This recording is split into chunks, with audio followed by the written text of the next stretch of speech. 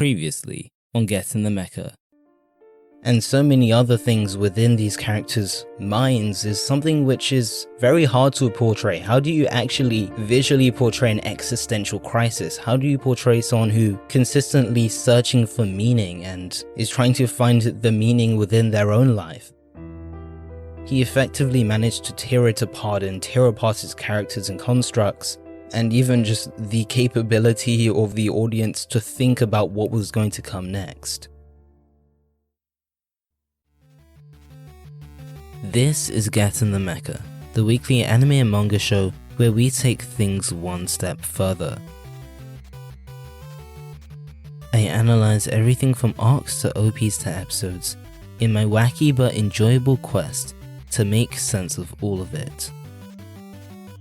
Welcome back to Get In The Mecha. I'm your host Jamal today, and in today's episode we have returned to Evangelion analysis. That's kind of the norm around here, and we are looking into what is the future, or we are diving a bit into the concept of the future in Evangelion. I honestly don't want this to be a long episode. However, I do think that there is a important message which should come from this, and it's really a really big ironic point about Evangelion and what it being said in the future does, and also what it tries to imply about the future, which we will dive into concisely today. And so I don't think I have much more to say after this. Let's dive into the episode for this week. That is episode 69, looking into what the future is in Evangelion.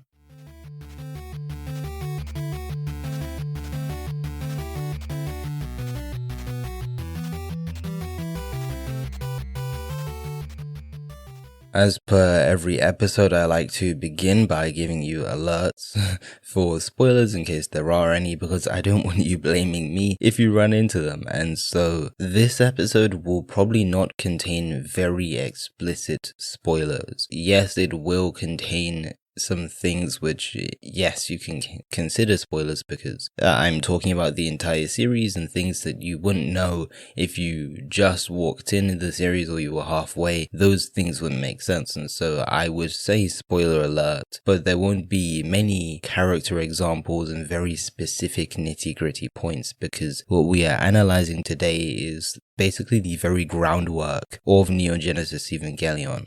And so this episode will be not very meta, but very sort of passive and detached from the big plot points which make up Evangelion, as we're really going to be looking at Eva as a time span, but also kind of just as not really separating it by events and specific moments.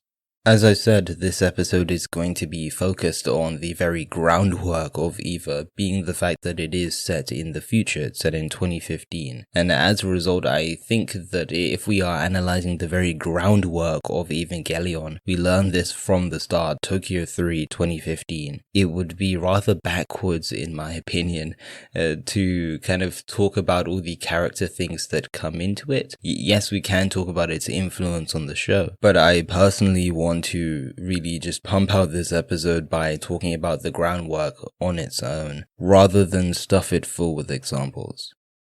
Looking at it today, I think it's very easy to forget that Evangelion is set in the future. It is set in 2015, and yes, now we've passed that, but the intention was obviously for Eva at the time was that it wasn't in 2015. The future, or 2015, relative to Evangelion was 20 years into the future, as it did air in 1995. It isn't really the exact date, though, that I think is of massive importance. I think Evangelion, or Neon Genesis Evangelion if we're referring to the original series, could have been set in 2077, 2099, any of those cool futuristic days, 2050, or 2020 even, I think would be very appropriate considering what's happening, even though they wouldn't know that, or Anu wouldn't know. But I think the very point is the fact that it is ahead of current civilization or current societies in 1995 versus 2015. What I think is of real value to me is what is the future, kind of in the normative, conceptual sort of sense. I know that didn't really make much sense at all. But the point is that the goal isn't really to look at it scientifically, because I don't think it provides awful amounts of scientific value if you're evaluating its specific point in time and the fact that it's in 2015 exactly. It's just the point that it's ahead. It is a new phase, a new style of living. It's a new way of organizing society. It's with this idea that we can understand assumptions about the future and assumptions about how those within it should be living. This is where we start to get really deep into it, because I actually have a starting point for us analyzing the future, or this idea of it. And that actually comes from the song Peaceful Times in Evangelion 3.0. It's fine if you haven't watched it, because I haven't seen it myself. I just know the song, and it's really the message that I think we can apply to the original series. For multiple reasons, I obviously won't be singing the song as I can't sing, and it will probably burn your ears. And also, I'm not going to sing I'm not going to sing. I'm not going to say or read out every part of the song. It's not a long song anyway, but I'd much rather keep it concise to what we're actually going to speak about rather than talk about everything, because not all of it really matters to us. It's really the message itself which I haven't really taken in. I didn't even realize it was in English on the first few times where I just listened to it in the background. But when you really listen to it, it has a very important message where I think we can start from. And so we have some lines in the first verse, and they go, "This time is like no other time for us in living memory. Long may it last. Breathe the air, take in the feeling of peace and harmony. Freedom can fly, close to the sky. Peace in time, we've never had it so good." So that is the first verse, and then the second verse, or the lines in the second verse that are important to us. "Spirit is high, peace in time, we've never had it so good." For some reason, I feel like we're doing like a poetry podcast or something like that. I actually really enjoyed reading that out. So I do hardly get to read things out. I think the last thing I properly read something, besides that one quote in the Attack on Titan episode, was the Ano and Eva episode. But into what this really means, the overall assumptions come from this idea that the future is good, or it's the best time we've ever lived. It's where the place we're in within human history is we're living at the best time ever. With this assumption, I think there are two ways we can interpret this, and they kind of end separately. There's one which I think I will emphasize on more, whereas the other I'll kind of leave cut off, because it's not, I don't agree with it, but also I don't think it takes us very far into our analysis. The one I'm less confident on is that we can interpret this as the sort of narrative for instrumentality, and it actually could be the case now I look back at it, but I'll kind of just go on with my point and stick to my position. But this can be the narrative for instrumentality, or the potential instrumentality that could take place. This in itself kind of sounds like a fabricated argument. It sounds almost like propaganda to suggest that instrumentality is the best you will ever live, and you will live in peace and harmony. Freedom is maximized in the state. Merging us all together, basically, is a means to an end. We sacrifice our individuality in order to gain freedom forever, to gain absolute freedom. We sacrifice our freedoms in the physical world. This freedom, however, is something which is contested, as we have spoken about freedom quite a lot, and what we are not free from, even though this will tie into the other argument, but what we're not free from are our roles and our essences which are attached to us, and our existences are in question. However, with absolute freedom, we won't need these essences. We won't need the shackles of our roles which come with societies and living in a world. We can really get this from the line, "Breathe the air, take in the feeling of peace and harmony." What's interesting is that if this is truly the narrative of instrumentality, is that there's no real way to validate them, because one does not go into instrumentality and just come out of it. How do we judge instrumentality as the best stage of human history or the best we've ever lived if none of us have experienced it? How do we simply just go into instrumentality? And I guess that is kind of what is so eerie about this and the nature of the song. The song isn't necessarily sung by a character or anyone specific, or when I say that, I mean obviously there's an artist, but this isn't Asuka singing the song or Rei singing the song. It's this passive voice that is suggesting something to us. And so it's like, who or what is this oriented at? Which I find rather thrilling and something I actually didn't manage to consider previously. As much as I think this interpretation or reasoning is very interesting, I think it is kind of empty and circular because we just kind of end up questioning, how do we know someone in instrumentality to tell us? It's like the whole thing with people in heaven. How do we know heaven exists if no one's gone up and come back to tell us? It does end up being like that, and so I don't think it's the most constructive thing for suggesting that we've lived, or instrumentality is the peak of human history or the living experience of humanity. And so that takes us to our second avenue as to interpreting this poem or song. And that is if we're to apply it to the pre-instrumental world. And that is, the future is now. That I am sure that is a quote from somewhere, I just can't remember. But if we were to apply this argument of us living at our best to the pre-instrumental world, so in the case of Eva, this would be episode 1 to 24, just normal Tokyo 3. I think we can perceive Eva very differently and potentially even as a completely different anime with this in mind. This would create this sort of conflicting narrative that would argue that even though we are living in very dire situations, in the case of Tokyo 3, we are fending off angels and the population has been cut massively. Despite the existential threat and general struggles of living every day, we are still living in the greatest time within human history. We are living better than we have before, and it's weird because this is a genuine argument within history, within historical scholarship. Are we living better than we ever have before?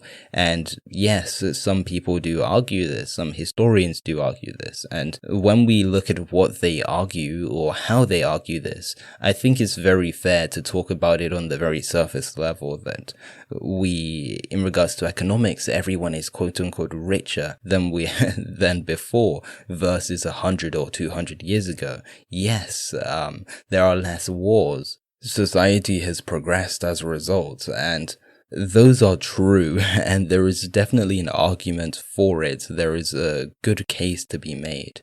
Basically, the yes perspective is very assuming of how we live, and it suggests that things are better than they were before. I think sometimes there's this view, or a lot of people do take up this view that, yes, you can view history as progressive, but I think it's the idea that we've inevitably progressed from where we were before, and we were better than we were in the 1900s. We are better now than we were in the 1800s. And this isn't really me imparting my view on this argument. I just think it misses quite a lot of, or not a lot, but it misses out on some core things which we'll even uncover relative to Evangelion. When this argument is used in real life, I do think it's a bit more complicated, but in the world of Evangelion and Tokyo 3, yes, we can talk about the development of technologies. We have these EVA units, we're able to defend ourselves from existential threats, and we're successful in doing it most of the time. Generally, technology is progressing and it's at its potential peak within Neon Genesis Evangelion also. But I would say that this kind of assumes that we're very materialistic people, we're very materialistic beings, and so we're more content with our lives and with ourselves because we have better things around us, and we are richer, and we do have more stuff, and so our lives have drastically improved as a result, and will continue to improve as we gain access to more stuff in the future, and better stuff in the future. I hope you could hear the spite or sarcasm in my voice there, because I disagree with that idea. From the song, we can extract this from the line, "This is like no other time for us in living memory." The assumption that we, again, are living better than we have before. I will get to my counterpoint, but I really just want to lay out this argument first before I really attack it. And so we can get another line from the song as well. It's this notion of freedom can fly. And what I find really funny about that is that freedom as is has always been represented as, wings, or removing the shackles. It's already seen as very freeing. Freedom is the ability to, in the context of wings, it's the ability to escape the ground. And it's the fact that freedom as a concept can fly. And so we've kind of reached the peak of human freedom when the concept itself also has wings, when the thing that already provides people wings, the wings of freedom, has wings in itself. So it's really doubling down on this fact that we are more free than we ever have before, because even freedom itself can fly. But now, my counter-argument. This is where I think it gets really interesting. And the irony for me comes from the fact that what we consider freedom doesn't really come from the material. It's something that's a lot deeper than that. In my previous episodes, which I do recommend, if I do remember, there should be a previously on Get In The Mecha moment on this episode to kind of indicate that it's probably a good idea to listen to something like the Neon Evangelion episode, or what would be the probably most appropriate would be the absurdism and meaning episode. I think that's episode 40 of the podcast. Just check the Evangelion playlist, which now actually exists on Spotify. But in our discussions about existentialist and absurdist analyses of freedom, the reason why we're not free doesn't really come down to things. It's not like, okay, we're trapped in a prison. As humans, we're not free for other reasons. And it isn't explicitly really to do with progress, or it doesn't really concern history, but it's who we are and what the world is. At least in the existentialist analysis, I'm going to be very summarizing here, and so please don't expect me to go into all the details or as much detail as I had before. But in summary, the existentialist would argue that this comes down to self-deception and bad faith. These roles and the imposition of roles upon us, what Sartre would refer to as essences, gives us the ability to ignore our core or our existence. And so it really gets down to how free are we as people. Then the absurdist roots, or at least the Camusian absurdist roots, would really surround freedom, or at least a really good way to understand freedom would be through the literature, the myth of Sisyphus, and this metaphor of Sisyphus for an eternity forced to roll this boulder up and down. And the thing about that is that, well, it's not up and down, but we're kind of bound to repeat ourselves, and we're bound in this weird state of repetition and nothingness, potentially, if we don't manage to recognize the absurd, the contradiction between the human search for meaning and the meaninglessness of the world. So we're chasing nothing.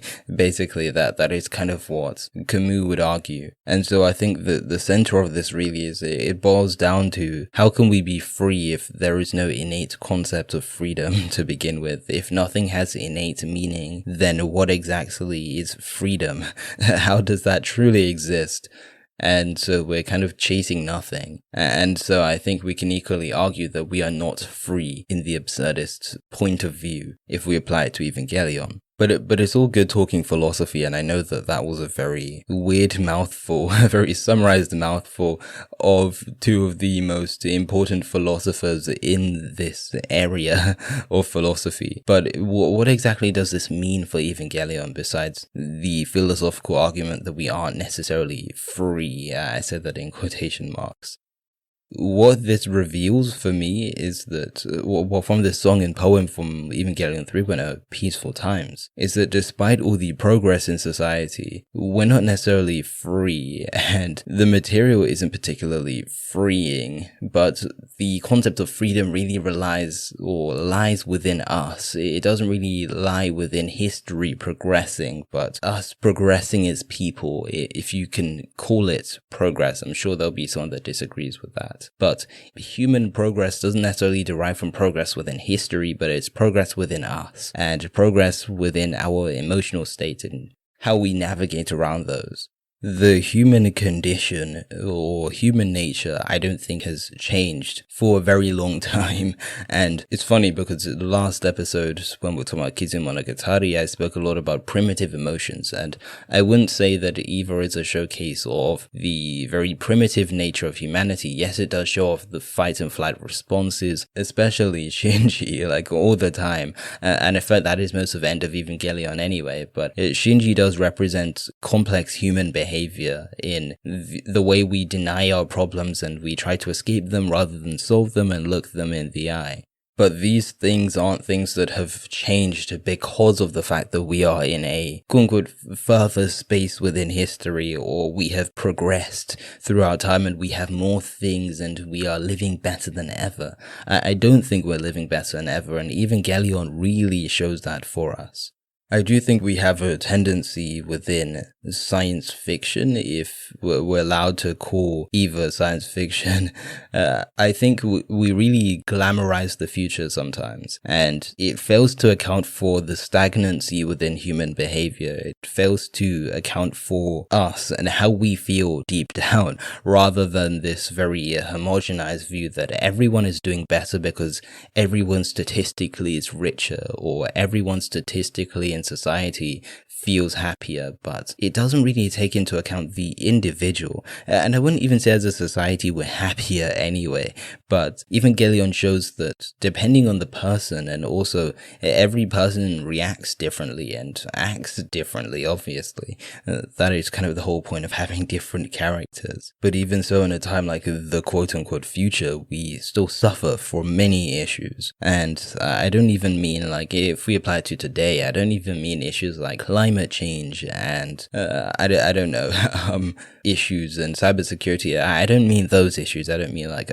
what some would call like the issues of postmodernity. I'm not really talking about those things, but I just mean we still suffer from very personal issues. We still suffer from issues like some of us still have attachment issues, and that's something which is applicable to Evangelion. We still have personal problems like comparing ourselves to others when we aren't particularly, at least in my view, competing with each other. There are a lot of things we can extract from Eva that it'll get very granular for us to go through every flaw within every character, or at least what I can perceive to be a flaw or a negative behavior. But it's the fact that these things still exist, and we haven't become these, sometimes in these futuristic shows or anime or something, it's like, yeah, the future, we've just completely changed our mindset now. We're living great now. Yes, we had the hoverboards and everything, and so I'm just so much more efficient with my life. And no, Evangelion is completely against that idea, and if anything represents the same human character that we were in 1995 in 2015. There is no, Anno doesn't attempt to account for the time and suggest that human behavior has changed, because it simply doesn't change that quickly or at all. And so I think the massive point and takeaway from Evangelion being in the future is that even though it is, what is more important about it is that even though time and societies from the outside view move forward, I say in quotation marks, even though they do move forward and progress technologically and economically, human beings and us as entities, we don't change very much, and we don't change very quickly. We have to adapt to our situation, yes, but humans aren't very adaptable according to Evangelion, because I think the Eva unit in itself assumes that we are these, it assumes we are these quote-unquote 2015 beings that can handle the emotional stress and pressure. But being children and also being humans, we are awfully flawed, and it being within 2015 just highlights that exactly. Anno setting Evangelion in 2015 or just the future is something that we cannot ignore because of the fact that it reveals the biggest flaw within Eva, or at least one of the biggest things that we should take into account, and that is humanity is awfully flawed. The song Peaceful Times works as a way of contrasting this to suggest that if you are to take on my argument anyway, that we are living in the best time ever. But what that fails to take into account is that society might be in its best stage or best time ever, but human nature still remains awfully unchanged. And with all of that, that is the analysis for this week. I didn't want this to be a very long analysis. I want it to be actually quite short. And this is partially because of everything which I have to do this week, as alongside record a podcast and edit it. But also, I think that this isn't a massive point, but it's a very important one. And I think going forward, this is something which we sort of already covered in our analyses, but we already have covered it with the assumption of it in mind. But I want to clear up the assumption as opposed to assume it. I want to bring it actively into light rather than it being passively within us as we analyze Evangelion. I wasn't going to do an in the moment segment, but now I've actually thought of something. And so let's talk about something which is kind of anime related. And I hope maybe that there are listeners that can relate to this, but let's go into the in the moment segment and talk about something kind of in relation to anime.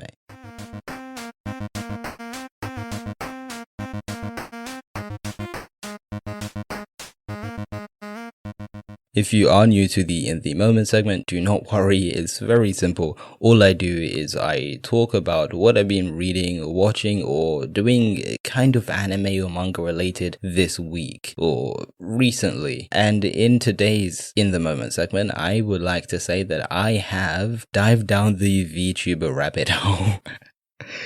I don't know why that sounds like such a massive statement, but I feel like it is, considering now how the whole VTube thing, I knew about it before, but it's kind of blown up. And with all the, I'm more a HoloLive person, even though I know there are other VTube groups and independent VTubers. But I'm really into the virtual YouTuber thing now, and specifically the Japanese VTubers, mostly like the first generation, I think they are, but also I do like HoloLive EN as well. So I'm not the right person to explain virtual YouTubers to you. If you need help with that, there are plenty of YouTube videos, some which are just self-explanatory, so just watch some clips of some virtual YouTubers and you'll get the vibe, or watch a whole like video essay about it, because that will also do a very good job.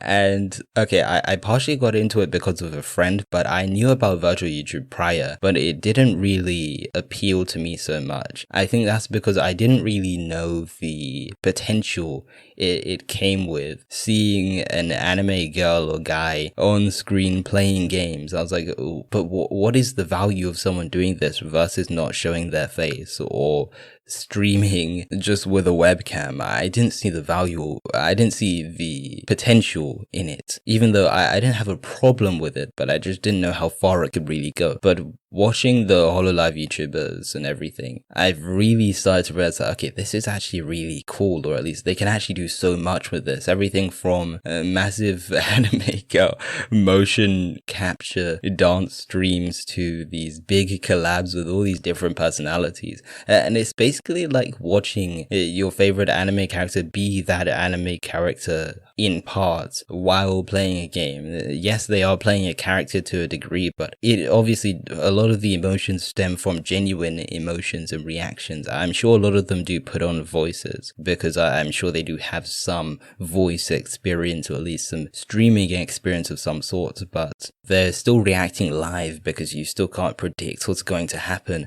when you're watching a live stream. And so you're probably asking, if you are a really big fan of virtual YouTubers, of HoloLive and all that, who am I watching? And I'll be honest and say I know quite a few of them. I'm not an expert, trust me. Like, if you are listening to this and you're excited about virtual YouTubers, you probably know more than me anyway.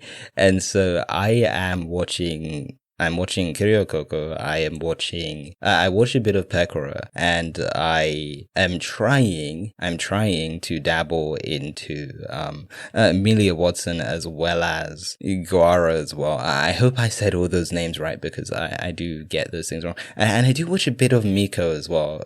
Well, one of my friends is really into Miko, like a lot. The VTuber I watch the most is Coco, I'll be honest. I do watch a bit of Pekra here and there, but Coco's the first one where I actually watched a full, live stream of her playing Terraria recently. But she's been playing and it's actually really fun to watch. And again, I've just seen the potential in it.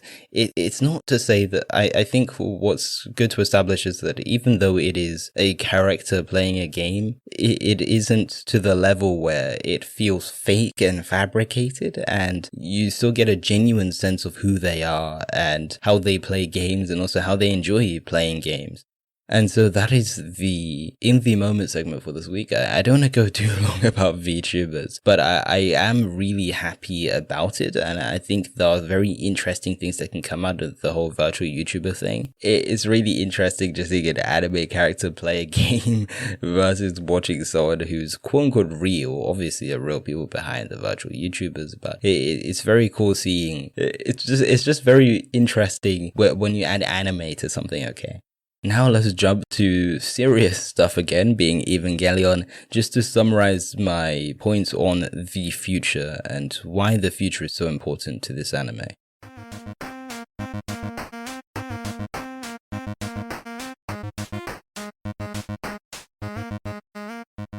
The biggest thing I want you to take away from this podcast episode is that the future is important because it reveals a very big flaw. A flaw that, not a flaw within Anno's writing, but a flaw within humanity, or at least it's the crevice in human behavior. It's the crevice within the argument that history, or who we are, we're living in the best time ever because we are living in the brunt of history. We're living within the tip of it, we're living at the front of it, which is the now and the present. And so that argument is taken on and suggests that we are living in the best time we are ever in human history. But as Anno manages to reveal, not only just through the song, but the song really reveals it even more and makes it more obvious, but even through just it being said in the future, we can acknowledge that even though societies can evolve, it doesn't mean that humans evolve with it too. This idea of constant progress which comes with these more modern societies, and even our society is based on these ideas of progress which come with capitalism and a lot of other things.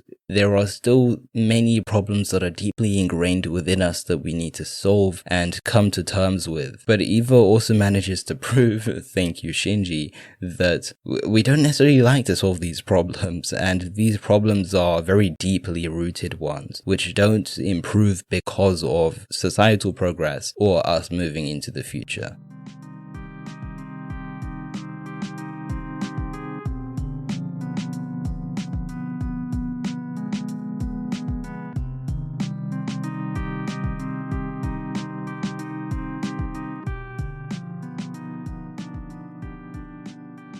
Thank you for listening to this episode of Get In The Mecha. That has been episode 69, the funny number episode that wasn't even funny at all. I hope you did enjoy this one. I'll be honest and say that I didn't want this to go on for too long. I've said it a lot of times already, but I am really happy it didn't go on for too long, because this isn't a massive point, but it's something that should underpin what we're thinking about going forward.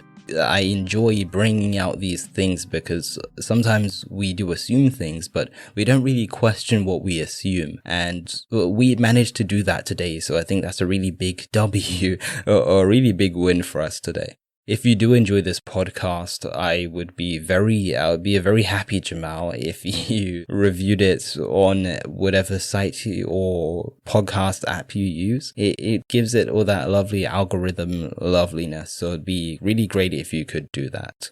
Just a quick plug before we end the episode, or a few plugs. First thing is that I have a series of Spotify playlists out now. So if you are a Spotify listener, to be fair, you could even be listening to this in the playlist right now. But if you are a Spotify listener and you go to Get In The Mecha in playlists, there are, I believe, 4 playlists that I've made: the animation route, the Evangelion route, the Attack on Titan route, and the Shonen route. So these are all playlists which I've made myself, which contain about 4 or 5 hours of content. This should be in the Evangelion route by the time it comes out. And so what it is basically just some handpicked podcast episodes. If you aren't really willing to go through the entire thing and use my episode guides like that, I've made the job easier for you because you can now just go through the episodes, or the episode guide has been compressed into an actual playlist for you to use.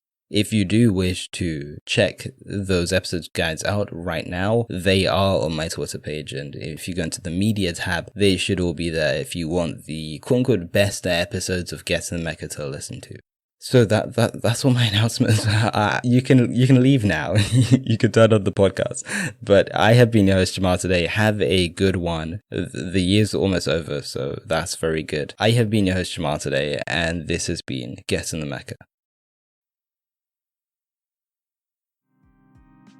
The music in this production goes as follows: 8-bit title screen by Joth, mandatory overtime by Joth, Difference by chasersgaming, and Anomaly, Barrack Media's under soundimage.org.